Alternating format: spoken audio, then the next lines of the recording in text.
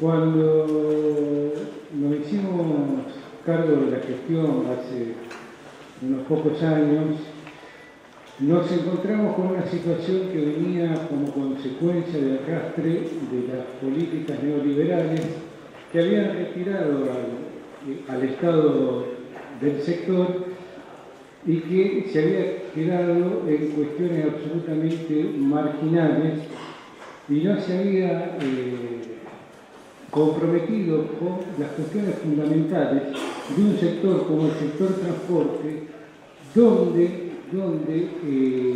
los mecanismos de mercado no funcionan de la misma manera que lo pueden hacer en otros sectores. Nos encontramos fundamentalmente con una situación de debilidad institucional.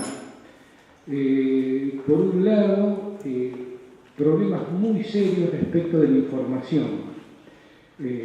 Había carencia de información, desorden, discontinuidad, descoordinación, baja confiabilidad y información muy heterogénea y difícil de comparar entre sí, ¿no?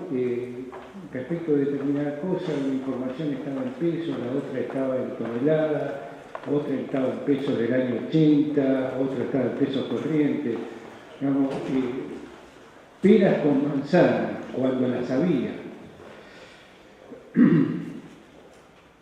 Por otra parte, había un problema bastante grave respecto a los recursos humanos, que esto tiene que ver con dos cuestiones. Por un lado, la política de desincentivo que tuvo el mismo Estado respecto de sus propios recursos humanos en los 90, que hizo que se fueran los mejores.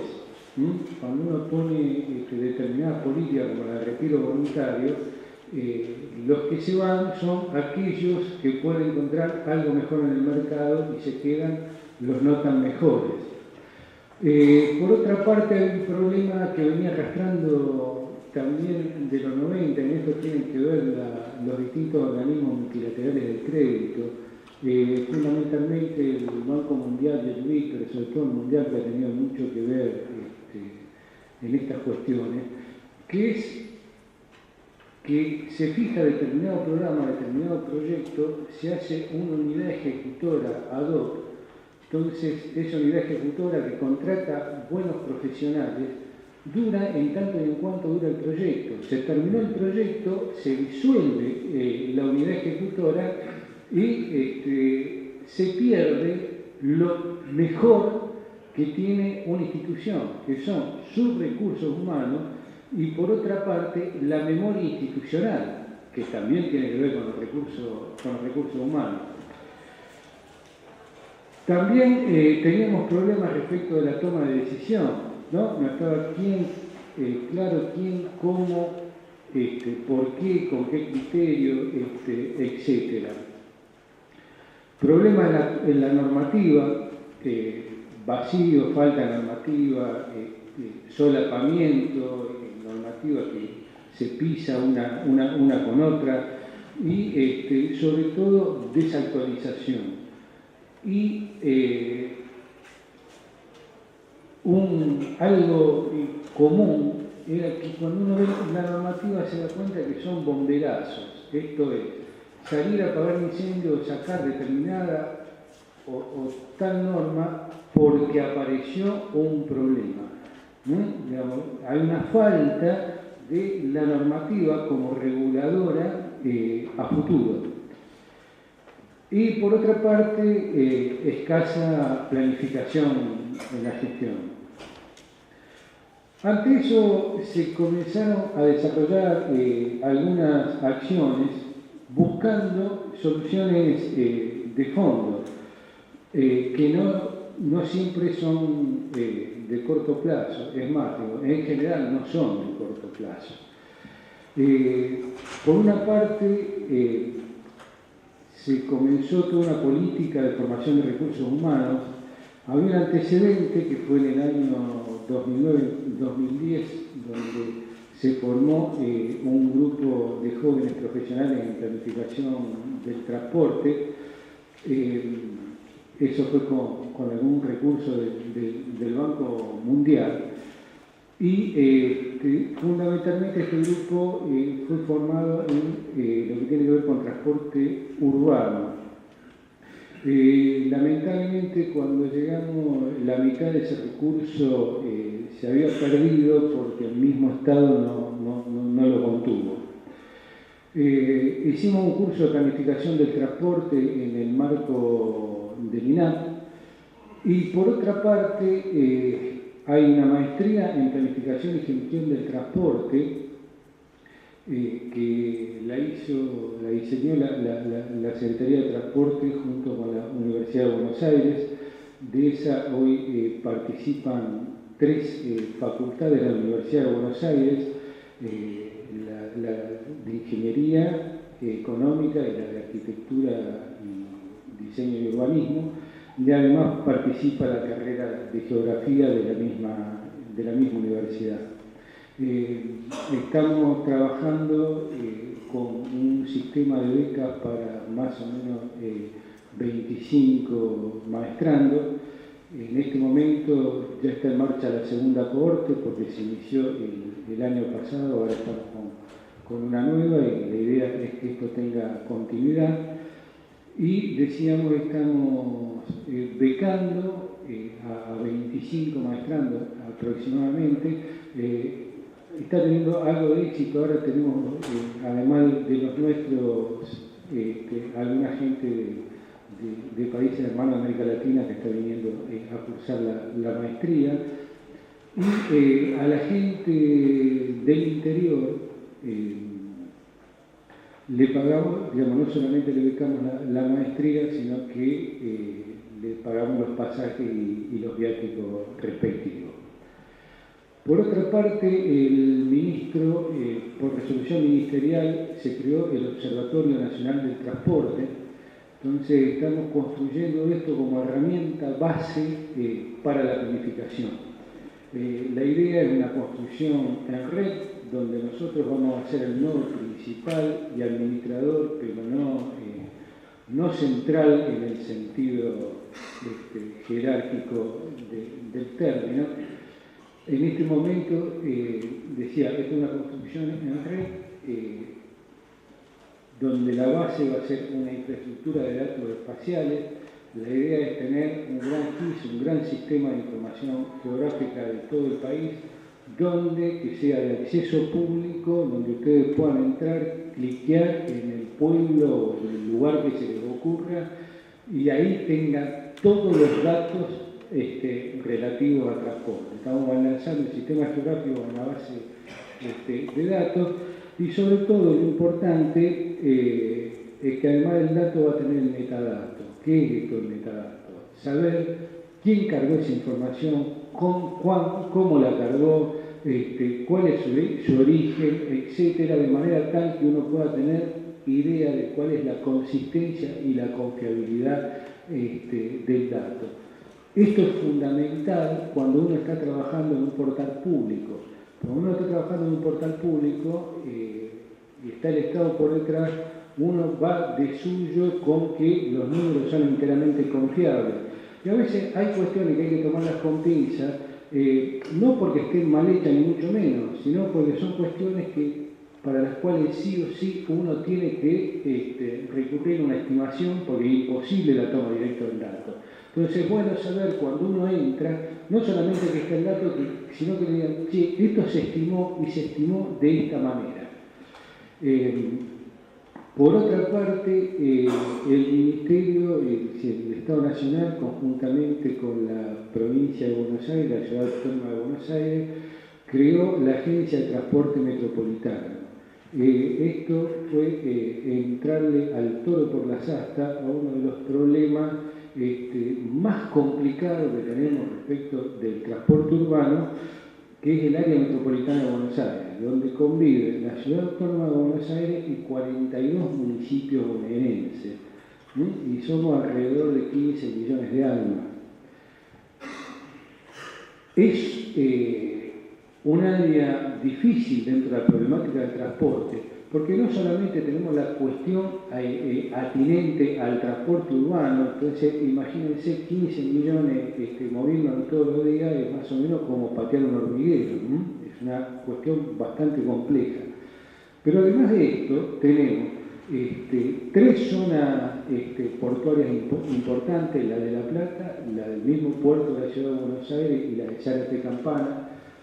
Tenemos la cabecera de todas las líneas férreas, tenemos el kilómetro cero de la red vial nacional y tenemos los dos principales aeropuertos nacionales, el de Ezeiza y el de Aeroparque, y también en la zona del aeropuerto de San Fernando, que no es poca cosa respecto del transporte aéreo privado. Y además estamos a la vera del Río de la Plata con todo lo que tiene que ver con el tema de la hidrovía. Y la última cuestión que se está llevando adelante para atacar temática de fondo es la creación del Instituto Argentino de Transporte, sobre lo cual no me voy a extender porque ya Eva lo explicó en detalle.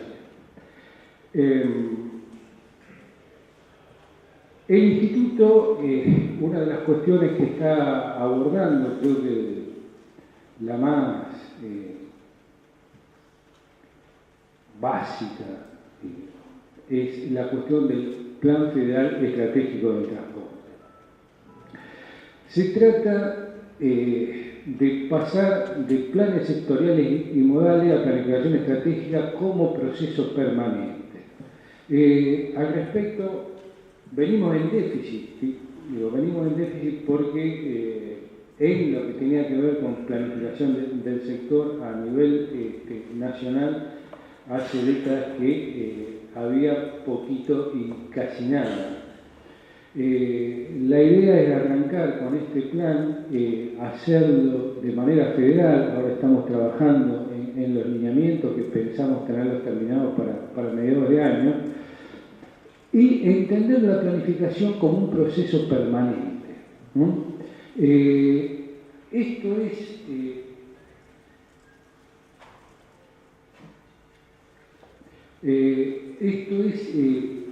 tener una visión sistémica de la cosa, en el buen sentido o en el sentido más estricto del término sistémico. A veces hablamos de sistémico como cuestión general o como cuestión holística, ¿no? Pero es decir,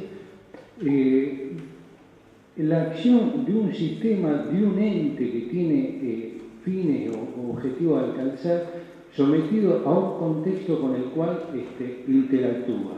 Nosotros, en la medida que planificamos, en la medida que tomamos decisiones, en la medida que avanzamos hacia un destino, hacia un objetivo, tenemos reacciones de ese propio contexto. Uno incide sobre el contexto y el contexto responde. Te imaginas decir, por ejemplo, estamos haciendo el plan de transporte aumentando la competitividad del país respecto de, bueno, aquellos que compiten con nosotros, cuando uno dice competitividad, precisamente como una relación de competencia, el tipo, aquellos que están compitiendo con nosotros, no se van a quedar quietos. Si yo tengo determinadas acciones, los otros también van a hacer otro tipo de acciones. Por otra parte, el hecho de ejecutar determinadas políticas, de ejecutar determinados proyectos, lleva a transformaciones al interior de mí mismo. El mismo sistema se transforma. Por lo tanto, el plan, sobre todo un plan estratégico, pensar en términos de estrategia, nunca es una foto. No es hice un plan y ya está. Es haga un plan, es el punto inicial de un proceso que tiene que ser un proceso permanente, donde de acuerdo a lo que yo me propongo, tengo que estar con un ojo mirando lo que pasa afuera y con el otro mirando lo que pasa dentro mío, para ver qué tipo de modificaciones tengo que introducir a partir de los cambios que hay, de manera tal que pueda llegar allí donde quiero llegar. Esto se trata de trabajo con todos los actores en todas las escalas territoriales, por eso la idea de trabajar regionalmente, trabajar con las provincias, trabajar con las regiones, sobre todo ahora que estamos en la región centro, en Córdoba, digo, una de las, si no de las más dinámicas del país en lo que tiene que ver con el tema transporte, porque no solamente está la región núcleo, no solamente es una importante región industrial, sino que en términos internacionales está en el medio del corredor del Mercosur. Entonces, esto es una cuestión crítica. Respecto a esto, hay dos ejes, ¿no? El tema de la generación de consenso y la aplicación de metodología. La generación de consenso, porque si un plan no está consensuado con los actores que van a tener que llevarlo adelante, es simplemente un enunciado de buenas intenciones. Un plan se traduce en hechos cuando hay compromiso de los actores, cuando los actores lo asumen como propio. Y lo asumen como propio cuando lo sienten propio porque lo han trabajado. La otra cuestión es la de la aplicación de metodologías. Tenemos que tener metodologías homogéneas cuando estemos hablando entre nosotros, saber que cuando decimos algo estamos hablando de lo mismo y sobre todo tener métodos generalizados y estandarizados y consensuados de evaluación, tanto a priori como a posteriori, de manera tal que podemos comparar las propuestas que cada uno de nosotros hacemos. Esto no es solamente el plan, sino que el plan tiene que estar vinculado a la creación del Sistema Nacional de Transporte.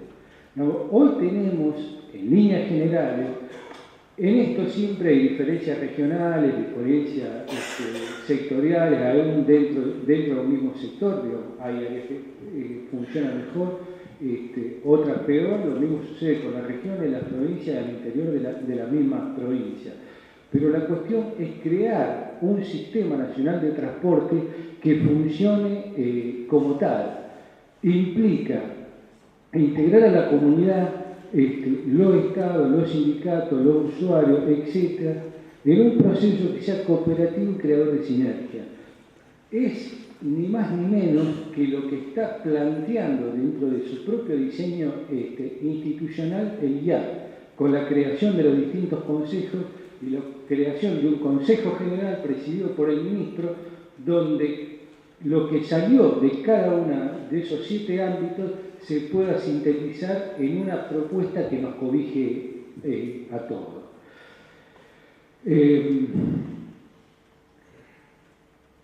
Esto es un proceso conjunto de identificación de necesidades, identificación de oportunidades, de fortalezas, de debilidades, etc. Es decir, saber dónde estamos parados y quiénes somos frente a esa circunstancia y la construcción de una visión del sector, tanto desde el Estado, a través del Ministerio, de sus organismos descentralizados, las empresas, como de otros ámbitos del Estado Nacional que indirectamente tienen que ver con el transporte, así como con todos los organismos provinciales y municipales que tengan que ver con el transporte o que indirectamente afecten a la cuestión del transporte. Por otro lado, la convocatoria, como decíamos, tiene que ver con la comunidad, tiene que ver con las empresas, con las universidades, con las organizaciones no gubernamentales, colegios profesionales, cámaras, sindicatos, etc. Trabajamos sobre 3 ejes: carga logística, interurbano de pasajeros y urbano, tanto de pasajeros como de carga. Digo, esto de hablar de carga y logística también es ver la cosa desde otro punto de vista y salirse de la mera cuestión del OD de transporte. porque el costo logístico también forma parte de la movida.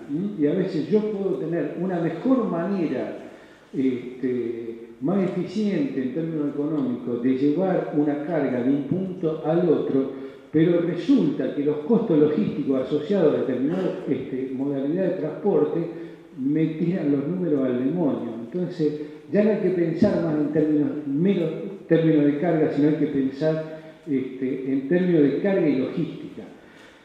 Y además, bueno, todas las temáticas transversales asociadas a esto, como la normativa, el fortalecimiento institucional, la temática ambiental, etcétera.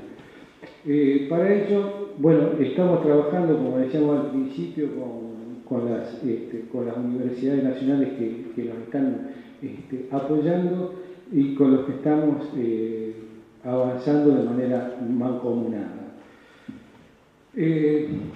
Lo que estamos tratando de hacer es alguna vez compatibilizar lo urgente con lo importante, ¿no? Entonces estamos pensando el corto plazo con la perspectiva de largo plazo, que implica un proceso continuo de planificación, la conformación del Sistema Nacional de Transporte, creación y redefinición de actores, creación y redefinición de vínculos. Sobre esto estamos muy cortos de tiempo, pero para cerrar, no solamente pensamos y actuamos en términos de planificación, sino que también pensamos y actuamos en términos de programación.